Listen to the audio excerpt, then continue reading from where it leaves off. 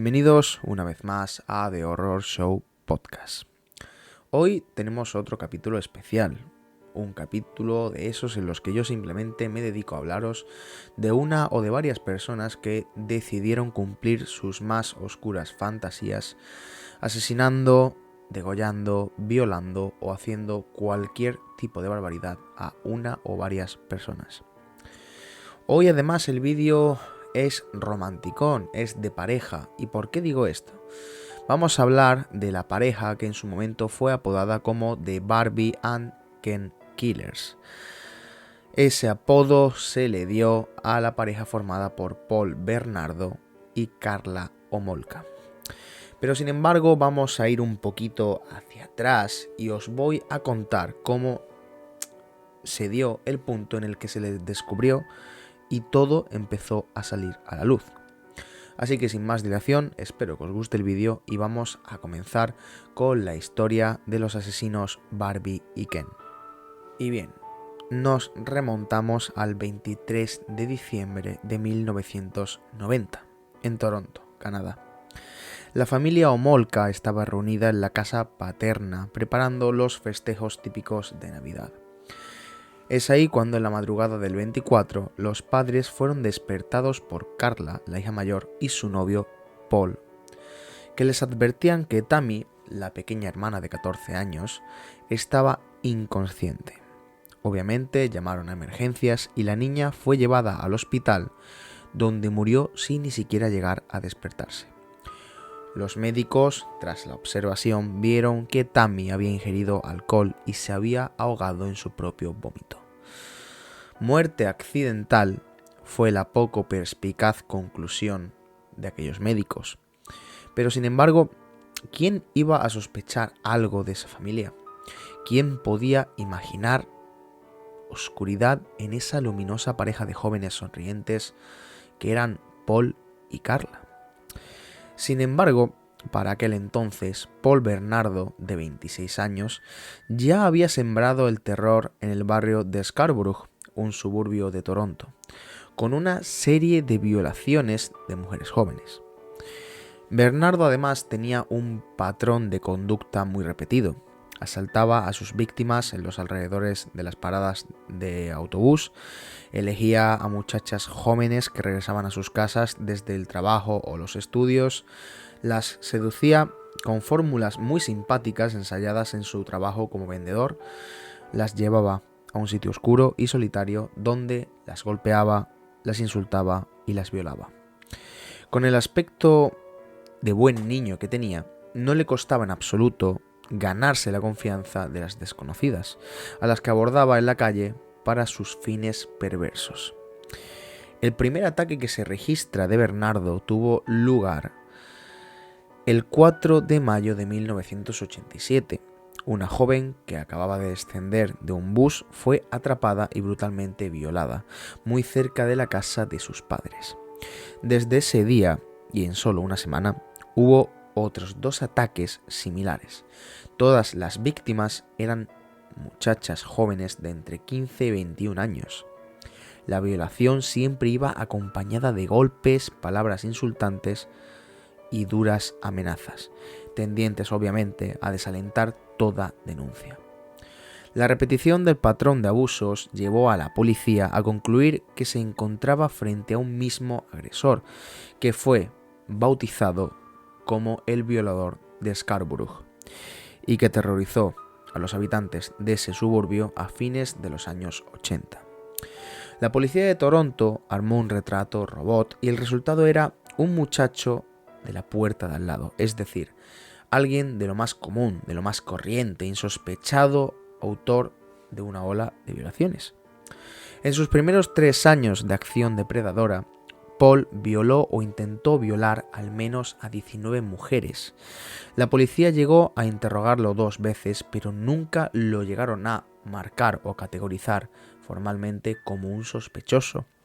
Su impunidad llegó a mantenerse hasta mayo de 1990 y para ese entonces Bernardo ya había ascendido varios grados en su acción criminal. Un impulso en esa escalada fue lo que le llevó a empezar a cometer pequeños errores. Y uno de esos errores, como él llegó a matizar algunas veces, fue conocer a Karla Homolka. Parecían la pareja ideal, jóvenes, guapos, simpáticos. Obviamente no llegaba a dudar que estas dos personas fueran dos asesinos en serie. En realidad eran una pareja unida por una relación sadomasoquista, perversa y criminal. La prensa los bautizaría como The Ken and Barbie Killers, por su parecido con los célebres muñecos de Mattel. Paul Bernardo nació el 27 de agosto de 1964, en el seno de una familia de clase media, sin problemas de dinero, pero sí siendo una familia muy pero que muy disfuncional, con acusaciones de abuso hacia el padre, a lo que se sumaba también la revelación de que este era producto de una aventura extramatrimonial de la madre. Y fue en 1987 cuando conoció a Karla Homolka. Él tenía 23 años y ella solamente 17. Como en él, nada en el aspecto exterior de la joven despertaba desconfianza. Era muy guapa y simpática, lo que solía calificarse como una chica popular. Karla era la mayor de 3 hermanas. Al terminar secundaria, empezó a trabajar en una clínica veterinaria. El vínculo con Paul se consolidó cuando él descubrió que Karla, a diferencia de las otras chicas que se horrorizaban con sus perversiones, compartía todas y cada una de sus fantasías. Mientras fueron pareja, Paul violaba muchachas en los alrededores de Scarborough, con el plus de que su chica lo sabía, y no solamente lo sabía, sino que también lo aprobaba. Aunque en tribunales, años después, ella se presentaría simplemente como una víctima más, como alguien que no sabía y que desconocía toda actividad criminal de su pareja. Paul y Karla se comprometen, pero al cabo de 3 años de noviazgo, Paul empieza a dar signos de aburrimiento. Su perversión le lleva a recriminarle a Karla que no fuera virgen cuando él la conoció.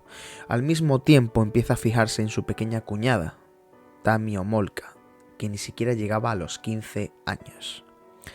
En vez de escandalizarse, Homolka coopera para concretar el perverso deseo de Paul. Aquel 23 de diciembre de 1990, durante el encuentro familiar, Karla vierte un anestésico veterinario, robado obviamente de la clínica donde ella trabajaba, en la bebida de su hermana pequeña. Esa misma noche, mientras el resto de la familia dormía, Karla coloca un pañuelo con otro anestésico inhalante en la boca de su hermana, ya completamente inconsciente, y asiste a la violación del adolescente por su marido. La perversión no acaba allí. La pareja filma la violenta agresión para luego poder revivir la escena. Mientras esto sucede, Tammy se está ahogando en su propio vómito. En vez de pedir auxilio de inmediato, la siniestra pareja se toma el tiempo de borrar las huellas antes de dar aviso a la familia. Cuando lo hacen, obviamente, ya será tarde. La adolescente muere en el hospital. En su rostro hay huellas de la quemadura de un químico. Aún así, los médicos atribuyen la muerte a la asfixia por el vómito causado por la ingesta de alcohol. La muerte de Tammy no desalienta a los novios perversos que luego de un tiempo retomarán su actividad criminal. Es así como al año siguiente, el 15 de junio de 1991, Paul secuestra a Leslie Mahaffey, una niña de 14 años, y la lleva a la casa donde ya convive con Karla. El ritual obviamente se repite y dura varios días, donde drogan a la chica, abusan de ella y filman la agresión. No obstante, acaban asesinándola, y para deshacerse del cuerpo, lo cortan con una sierra circular. Arrojan los restos de Leslie a un lago cercano y se van. Durante el juicio, Paul Bernardo argumentará que mató a Mahaffey por la insistencia de Karla, que temía por ser reconocida, ya que durante una de las violaciones a Leslie se le había caído la venda de los ojos. Menos de 2 semanas después, una pareja que paseaba en canoa descubre los restos de la niña en el lago. El 29 de junio, mientras los forenses analizaban todos estos macabros hallazgos, Bernardo y Homolka llegaban a su fiesta de bodas a bordo de un carruaje tirado por caballos. Y sin embargo, nadie llegó a vincularlos con el crimen de Leslie Mahaffey. Cerca de un año más tarde, el 16 de abril de 1992, los Bernardo vuelven a atacar. Secuestran y matan a Kristen French, de solamente 15 años. Nuevamente graban en vídeo los reiterados abusos contra la adolescente. Esta vez abandonan descuidadamente el cuerpo de la niña en la zanja de un camino rural. La policía relaciona los dos crímenes, pero todavía no llegan a detectar al autor. Un testigo del secuestro de Kristen, que tuvo lugar en un estacionamiento, da la descripción del coche, pero lamentablemente confunde el modelo. En enero del 93, Karla Homolka deja a Paul y se refugia en casa de varios de sus amigos, escapando de la violencia que él empieza a descargar sobre ella. Tras una de las palizas que él le propina, ella termina en el hospital. La policía, que empieza a sospechar que Bernardo es el violador de Scarborough, interroga a Karla, la cual decide cooperar. 2 meses después, una muestra de ADN confirma la implicación de Paul Bernardo en la serie de violaciones que habían asolado su antiguo barrio a fines de los 80. Homolka logra, a través de su abogado, un acuerdo de clemencia a cambio de testificar contra su marido. Entre otras cosas, lo acusa de haber violado por lo menos a 30 mujeres. La justicia pacta con Karla en el convencimiento de que no tenían suficientes evidencias contra Paul para acusarlo por el asesinato de las 3 adolescentes. En realidad, durante el allanamiento de la casa de la pareja asesina habían pasado por alto el escondite donde se encontraban los vídeos filmados de todas aquellas violaciones. Cuando estos aparezcan en un segundo allanamiento, será tarde. Legalmente, al acuerdo que le garantizaba clemencia a Homolka no puede ser revisado. Pacto con el diablo, dirán los medios, y el público quedará espantado ante los detalles de los crímenes y sobre todo la participación que en ellos tuvo la joven Homolka. A cambio de su colaboración, Karla solamente será condenada a 12 años de prisión, a pesar de que en las grabaciones ella no aparece como una víctima más de su marido, sino como un cómplice. Su papel estuvo muy lejos de ser una testigo pacífica, forzada o manipulada.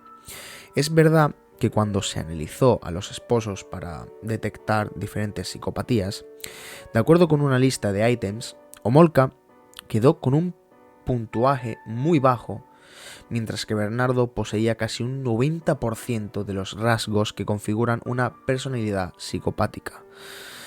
A saber, por ejemplo, encanto superficial y no sincero, exagerada estimación de sí mismo, tendencia patológica a mentir, astucia, manipulación, falta de remordimiento, respuesta emocional superficial y muchos más, entre otros.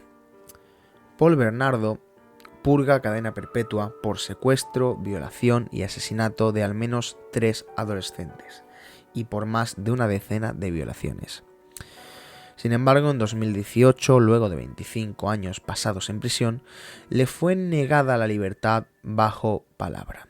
A los funcionarios les tomó solo 30 minutos decidirlo. Un abogado que habló en nombre de las familias de las víctimas dijo: "Nunca hubo un momento en el que Paul pidiera disculpas. Nunca hubo ninguna indicación de nada parecido al remordimiento".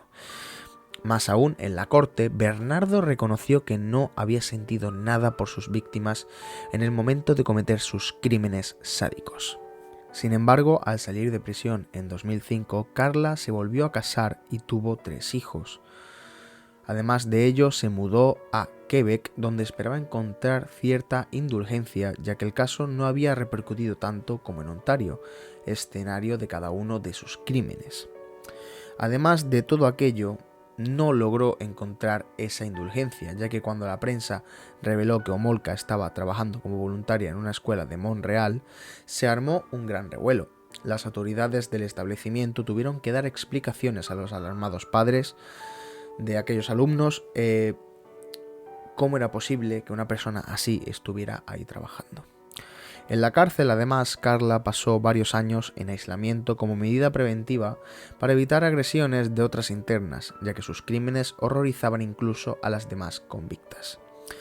Al salir de prisión en una estrategia diseñada con sus abogados, Carla Homolka concedió una única entrevista en la cual eligió a Radio-Canadá y dijo que lo hizo porque la prensa francesa había sido menos sensacionalista que la inglesa al tratar su caso, y porque esperaba que, dando la cara una vez más, se calmaría la curiosidad mediática acerca de ella. Carla fue de la cárcel directamente al estudio de televisión, donde se grabó la entrevista, de la cual aún se pueden encontrar y ver varios extractos de ella en internet. En uno de los diálogos con Radio-Canadá, Homolka dijo que dijo que aunque legalmente había pagado su deuda con la sociedad, sabía que emocionalmente y socialmente jamás lo podría hacer. Ella misma decía, cito textualmente: pienso que socialmente necesito hacer lo más posible para ayudar a la gente, pero emocionalmente vivo con lo que hice constantemente y eso nunca terminará. Aseguró que tenía remordimientos. Dicho por ella, no logro perdonarme. Con frecuencia pienso que no merezco ser feliz por lo que hice. Ella misma admitió que lo que había hecho era terrible, pero en cierta forma se concedió circunstancias atenuantes al decir: yo estaba en una situación en la que no era capaz de ver claro, de pedir ayuda, una situación en la que estaba completamente trastornada. Al mismo tiempo reconoció que podía haberse detenido, pero sin embargo nunca llegó a hacerlo. Aclara en la misma entrevista que ella no fue quien inició los delitos, ella simplemente los siguió. Pero a continuación aseguró que no existía ningún riesgo de que volviese a seguir a un asesino, porque según ella era una persona adulta. En el pasado tenía 17 años, no sabía muchas cosas, tenía miedo de ser abandonada. También sostuvo que quienes dicen que ella tenía un rol igual al de Paul Bernardo no conocen la causa. Según ella, estaba bajo el influjo de él. Cuando la entrevistadora le preguntó por la relación con su familia, considerando que ella había participado junto a su marido en la violación y muerte de su hermana pequeña, la respuesta de Homolka fue: mi familia me ama. Y mi familia además también vivió con mi ex marido. Mi familia nunca me rechazó. Mi madre me dijo que odia lo que yo hice, pero que me ama. Y tenemos una muy bonita relación. Soy muy afortunada. Por último dijo: creo que nunca seré realmente libre, porque hay distintos tipos de cárceles. Hay cárceles de cemento y también cárceles interiores. Creo que voy a estar siempre en una prisión interior. Bien, a ver, esto es gracioso. A fin de cuentas, tenemos una pareja en la cual el marido o el hombre de la relación en ningún momento siente remordimiento alguno por todo aquello cuanto hizo, y tenemos a la mujer de la relación, la cual trata de justificar todos y cada uno de los hechos que ocurrieron y además, para colmo, justificar que nunca quiso parar lo que Paul hacía. Estamos ante posiblemente la mayor pareja de desequilibrados mentales, psicópatas y personas socialmente ajenas a la realidad, que creo que es el caso más raro que yo he visto jamás. Estamos hablando de una pareja que sí compartía perversiones sadomasoquistas, pero creo que hay un punto muy largo de cruzar en el momento en el que dejas que tu marido viole a tu hermana pequeña y sobre todo tú lo mires, lo aceptes y lo disfrutes. Sinceramente, poco más que decir. Es Es un caso que sinceramente me encantaría que llevaran a algún tipo de programa rollo monstruo como Jeffrey Dahmer o las cintas de los asesinos. Creo que sería un caso muy bueno para escuchar, para ver más de lo que se nos cuenta o de lo que tú mismo puedes investigar. Y sinceramente es un caso que me ha gustado mucho traeros al canal. Espero que lo hayáis disfrutado, que os haya encantado. Yo lo disfruto indagando, informándome y sobre todo pudiendo daros algo un poquito más digerible. Así que como siempre digo, The Horror Show Podcast se despide, pero no sin antes deciros que miréis muy bien cada pequeño rincón de vuestro cuarto, ya que puede que cuando apaguéis las luces antes de iros a dormir, alguien os vigile. Esto ha sido todo y nos vemos en el próximo vídeo.